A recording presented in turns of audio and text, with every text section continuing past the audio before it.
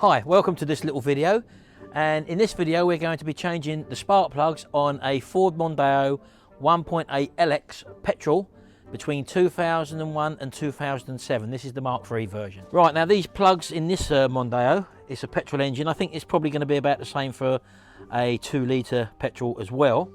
And what we've got is 4 platinum tipped spark plugs that have to be changed. They're quite expensive, and I've just been down and brought a set. The ones I've actually bought are Mk3 laser platinum plugs, and here's the number. It's a PTR6F-137569. That's Mk3 laser platinum.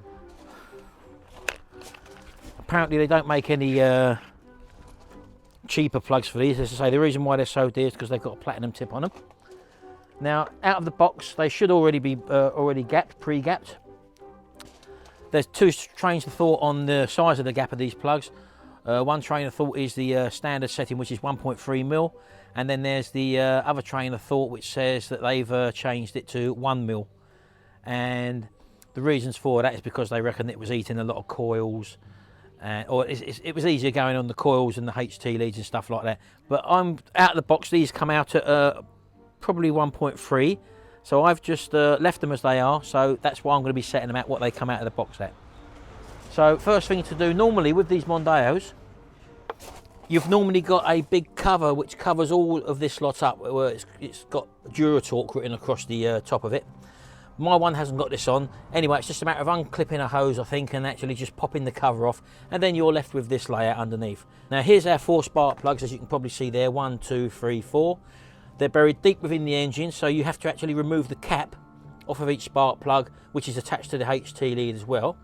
And once you withdraw the cap, we can get to the spark plugs, which are actually deep inside the engine. So let's do that now. Right, when you're removing these leads, don't go pulling the leads off like that, because you might pull the end out there, basically. If they don't come out pretty easy, when you hold the actual cap, just get a pair of pliers and hold the cap. And just be very careful that you don't damage this item. So just, there we go. Little bit of persuasion, and there's the long stem which plugs onto the spark plug. I'm just going to do these, whip these out quickly. Just give them a wiggle at the same time. As I say, don't pull up all the time.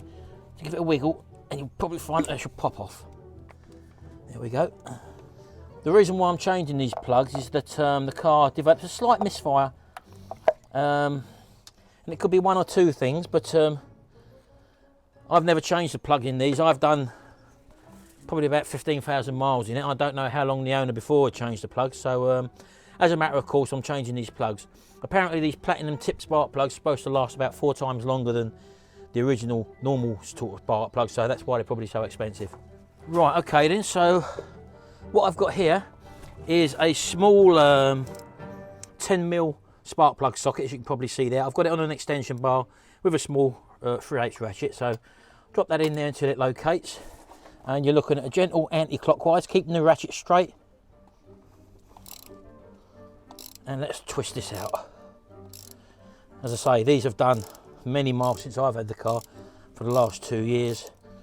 And I'm hoping this is going to be the problem. As I say, the other things that are involved there is the electronic coil pack which is situated here, and also the HT leads. It could be one of them that's breaking down, maybe.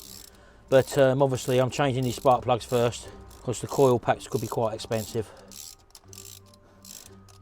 Now I've had the car running for a while, but I've let it cool down to the stage where the engine's not really that hot anymore. So never really sort of, when you're coming to put spark plugs in, never tighten spark plugs into a hot engine, because it's very easy to strip the threads. So just something to be aware of.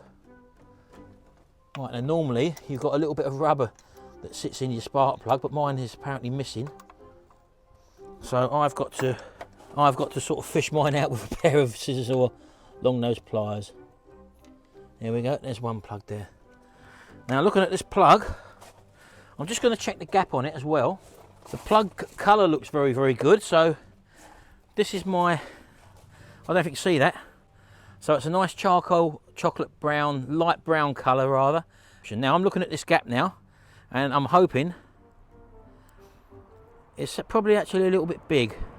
It's not too bad, but it's a little bit big, I would say, so that could be one of my problems. So I'm just going to leave that one out for a minute. I like to keep them in order, because as you take them out, you might find one which has got a sort of discoloured or whatever, or build up a carbon or whatever, which could indicate a problem further down in the engine. So make a note of where you actually take them out from, and I'm just going to put mine up there so that I know the position of the ones where they come out from. Again, really, this is a little common sense sort of job. It's the sort of job where you can tackle this yourself and save yourself probably, I don't know, maybe an hour's labour at the garage. It's quite tight, this one. They are in there very tight, so just be very gentle with it. Don't pull at an angle, pull around, keep your hand up straight. I mean, a lot of people might lever into this, and that way you could break the spark plug. So just be careful to make sure you're pulling up or putting pressure on when it's straight. As I say, normally these spark plug spanner sockets have got a little rubber insert in which holds the plug when you withdraw it, but for some reason mine isn't in there, so I'm just having to grab it with a pair of scissors or something. There we go, that's number 2. And again, number 2 looks like a nice colour, so I'm quite happy with that. I will just check the gap again. Again, it all adds to finding out what the possible problem or the misfire is. Again, that one's sort of okay. It's probably a little bit sloppy again still, which obviously denotes engine spark plug wear due to high mileage probably on the same spark plugs, although these do last a lot longer. So the colour's good, that's the main thing. There we go. So again, I'm holding it up straight and twist her out. So yeah, I mean, changing the spark plugs is a simple little job really, providing you've got the right tools to hand and you know the correct measurements, which we do. Again, gap a little bit on the big side, so they probably did need changing or probably adjusting, one of the two, but as I've gone out and spent £37 on a set, I'm going to change them, and that shouldn't need doing now for a good few years.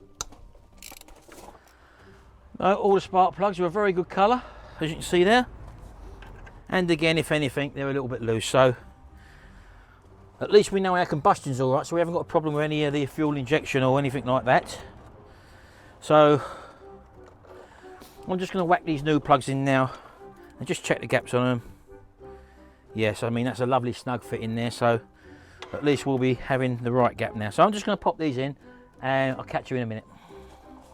Right, there we go. I'm just going to visually inspect the underneath of the connectors just to make sure that everything looks like it's sound. And they all look satisfactory.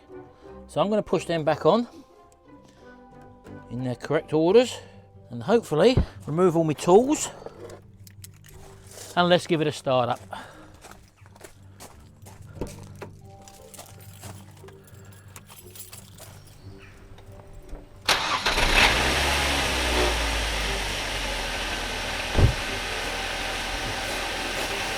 Well, there you go, purring like a kitten.